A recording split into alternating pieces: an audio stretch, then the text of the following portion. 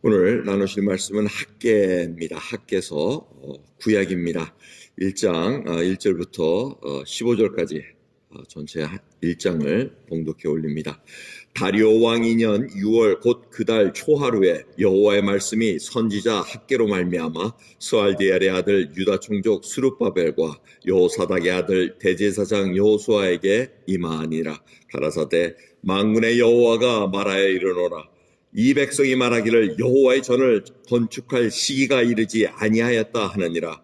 여호와의 말씀이 선지자 학개에 임하여 가라사대 이 전이 황무하였거늘 너희가 이때 판벽한 집에 거하는 것이 가냐. 그러므로 이제 나 만군의 여호와가 말하노니 너희는 자기의 소위를 살펴볼지니라. 너희가 많이 뿌릴지라도 수입이 적으며 먹을지라도 배부르지 못하며 마실지라도 흡족하지 못하며 입어도 따뜻하지 못하며 일꾼이 싹쓸 받아도 그것을 구멍 뚫어진 전대에 넣음이 되느니라. 나 만군의 여호와가 말하노니 너희는 자기의 소위를 살펴볼지니라. 너희는 산에 올라가서 나무를 가져다가 전을 건축하라. 그리하면 내가 그로 인하여 기뻐하고 또 영광을 얻으리라. 나 여호와가 말하였느니라. 너희가 많은 것을 받았으나 도리어 적었고 너희가 그것을 집으로 가져갔으나 내가 불어버렸느니라. 나 만군의 여호와가 말하노라. 이것이 무슨 용고뇨? 내 집은 황무하였으되 너희는 각각 자기의 집에 빨라왔음이니라.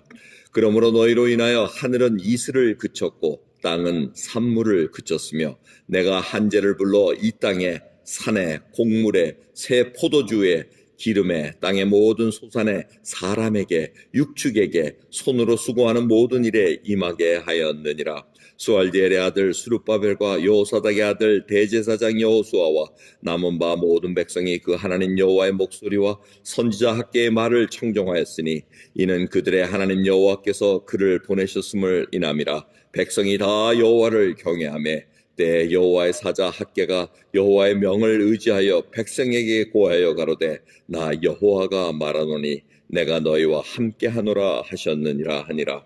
여호와께서 스알디엘의 아들 유다 총독 스룹바벨의 마음과 여호사닥의 아들 대제사장 여호수아의 마음과 남은 바 모든 백성의 마음을 흥분시키심에 그들이 와서 만군의 여호와 그들의 하나님의 전 역사를 하였으니 때는 다리오 왕 2년 6월 24일이었더라. 아멘.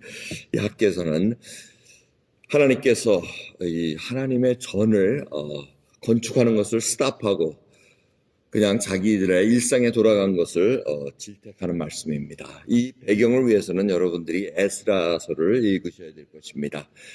바벨론에 포로로 잡혀갔다가 고레스 왕 바르샤바의 고레스 왕이 칙령을 내려서 유다 백성들을 다 본토로 보낼 수 있는 그러한 명을 내립니다. 그래서 1차 포로들이 돌아왔습니다. 이스라엘 땅에 돌아왔더니 상황이 어땠습니까? 전이 다 허물어졌습니다. 하나님의 그 성전이 다 무너진 것을 보고 그들이 이제 회복하겠다고 시작을 했습니다. 성전의 기초를 다시 놓았는데 그때 사마리아의 백성들이 와서 우리도 돕자 하고 이렇게 했을 때 아니다 하고 거절을 했습니다. 그럴 때 사마리아 백성들이 수를 합니다. 그래서 이제 바벨론의 왕이 그것을 중단시키는 그러한 사건이 에스라서에 써져 있습니다. 그래서 그리고 시간이 한 16년에서 20년 흐른 걸로서 추측합니다. 그러고 나서 학개를 통해서 하나님의 말씀이 임했다는 것입니다. 그게 4절입니다. 이 전이 황무하였거늘 너희가 이때 판벽한 집에 거하는 것이 가냐. 너희는 자기의 소위를 살펴볼지니라고 말씀하십니다.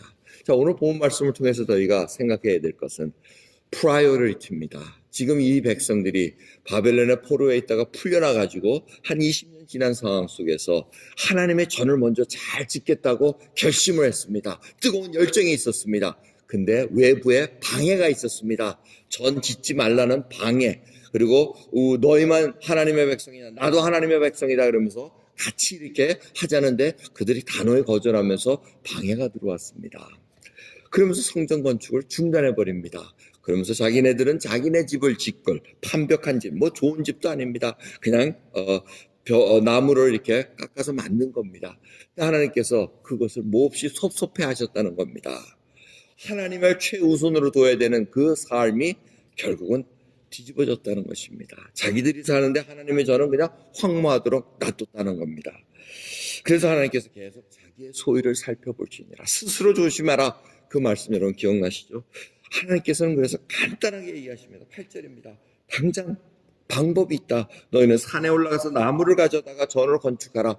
아주 간단한 명령입니다. 산에 올라가서 나무를 가져다는 것은 뭐 특별한 나무 구하지 말고 하나님을 향한 그 열정을 지금 보여주라는 것을 얘기하십니다. 그래서 그걸로 인해서 기뻐하고 또 영광을 얻으리라는 말씀을 8절에 말씀하십니다. 여러분 이 말씀을 저희들이 깊이 생각해 봐야 됩니다. 우리의 프라이어리티는 어디에 있습니까? 정말 우선순위를 하나님의 집, 정말 하나님께서는 저희를 성령의 전이라고 말씀하셨습니다. 우리가 하나님의 집을 짓기 위해서 얼마나 프라이어리티를 둡니까? 아침에 일어나자마자 하나님의 말씀으로 정말 세우기를 원하십니까? 성령 하나님께서 우리의 삶을 주장하기를 원하십니까? 그 하나하나를 하나님께서는 기뻐하고 영광을 얻으시겠다고 말씀하십니다. 이런 하나님의 집을 눈에 보이는 집으로 그냥 치부하지 마시기 바랍니다.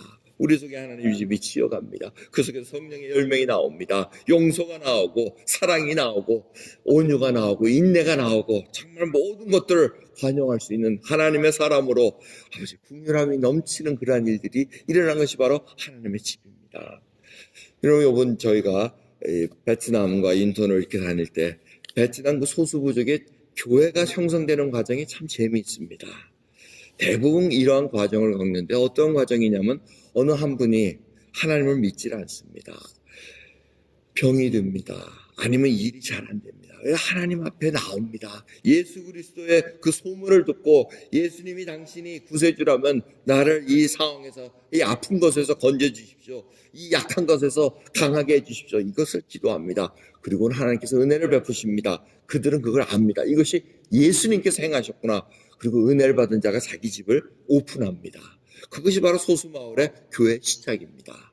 그래서 그가 열정을 가지고 자기 집을 매주 오픈하면서 자기가 그냥 하나님의 말씀을 깨달은 걸 선포합니다. 복음을 선포합니다. 그러면서 한 명, 두 명 모여들기 시작합니다. 그 시작할 때는 자기가 여태까지 믿었던 우상을 불을 태워버립니다. 조상의 신, 마을에 믿었던 그 신들을 자기가 단호히 거부하고 자기 집은 예수 그리스도 한 분만을 모시겠다는 그 공포로 시작을 합니다. 그러면서 점점 그 집에 결국은 사역자라 그럽니다. 지도자라 그럽니다. 그 사역자 집에 점점 사람들이 모이면 이제는 모일 데가 없어서 교회 건축 건물을 시작한다는 것입니다. 그래서 저희들이 몇 년 동안 이렇게 후원해주고 했던 그 미얀모의 해산에 있는 미얀모의 부르족 교회입니다. 올해 지금 3년째 방문을 했습니다. 참 처음에 교회 짓기 위해서 건물 그게 그렇게 시작됐습니다. 사역자 집에서 은혜를 받아가 시작해 사람이 많으니까 건물을 짓겠다 그래서 그 마무리 짓는데 너무 힘이 들어서 저희들이 지원을 해줬습니다. 그래서 건물이 멋있게 졌습니다. 저희 3년 전에 갔을 때 다 진 것을 정말 감사하며 했는데 그 시작이 너무나 힘들었습니다. 가도 그 일꾼들이 전부 다 지친 모습이었습니다. 근데 3년이 지난 후에 저희들이 음향기계도 전달하고 또 같이 기도하고 여러 가지 그 일 속에서 오래 갔더니 놀라운 일이 생겼습니다. 그 교회 지금은 100명이 넘고 150명이 넘는 그 성도들이 모여서 하나님께 예배와 찬양을 드린다는 것입니다. 성경 공부를 한다는 것입니다. 할렐루야. 정말 하나님께서 그 놀라운 그 사역자들 한 분 한 분의 그 눈동자를 보면 살아있었습니다. 하나님의 말씀을 가지고 하나님을 최우선시로 했더니 부어주시는 은혜를 놀랍게 받고 새로 그 전도하기 위해서 연마을에 이제 전도하기 위해서 자기네들이 움직였다고 그렇게 자원해서 얘기하는 모습 속에 큰 은혜를 받았습니다. 여러분 정말 그 산골짜기에도 복음의 말씀 생명의 말씀이 들어가면 그걸 전하고자 하는 열정이 생깁니다. 그 교회가 이루어지기까지 얼마나 어려움이 있었습니까? 재정적인 어려움도 있었고 이웃의 핍박도 있었고 정말 이것이 이루어질까 의문도 생겼지만은 하나님의 말씀대로 정말 이 학계에 하나님께서 주신 말씀처럼 자기의 소유를 살피고 하나님을 최우선시할 때는 결국 하나님이 영광을 드러내신다는 것을 우리가 경험하게 됩니다. 이 말씀을 가지고 학계가 나갔습니다. 백성들과 지도자들에게 나갔을 때 여러분 하나님께서 주신 말씀 13절입니다. 내가 너희와 함께하노라 임마누엘입니다. 하나님은 이 시간에도 저희와 함께 하십니다. 여러분이 지금 어느 상황에 있든지 주님께서는 함께 하신다는 그 약속의 말씀을 지키시고 계시다는 것을 잊지 마시기 바랍니다. 하나님이 함께 하신다는 말씀을 듣고 14절에 보면 온 백성들이 지도자를 통해서 온 지도자들이 마음을 흥분시키셨다고 얘기합니다. 마음을 흥분시키셨다는 것은 있던 원문의 뜻에 의하면 stir up, 이렇게 저었다는 것입니다. 아주 가라앉았던 그 마음, 아주 그냥 싹 가라앉아가지고 하나님을 생각지도 않기 위해서 이렇게 가둬뒀던 그 가라앉은 마음을 이렇게 stir up, 저었다는 것입니다. 저어가지고 그것이 일어나기 시작했다는 거예요. 그게 흥분시키심에 이렇게 표현되어 있습니다. 여러분 오늘 말씀을 듣고 여러분도 마음이 stir up, 저어지기를 원합니다.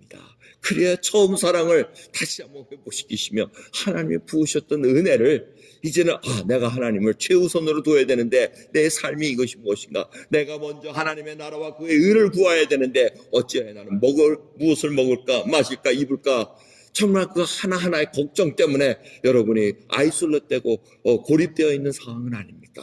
여러분 마음을 열어야 됩니다. 주님 앞에 이제는 내가 너와 함께하노라 하는 그 말씀, 임마누엘 하나님을 모시고 처음 사랑을 회복시켜 주셔서 이제는 마음이 젖어야 됩니다. 흥분되어야 됩니다. 열정이 일어나야 됩니다.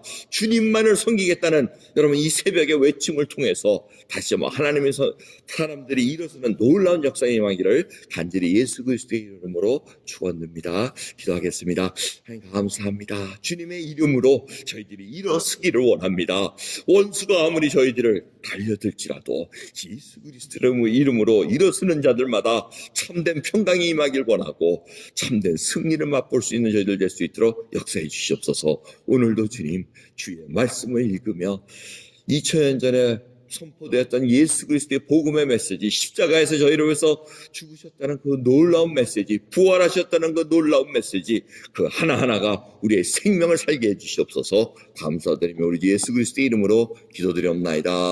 아멘.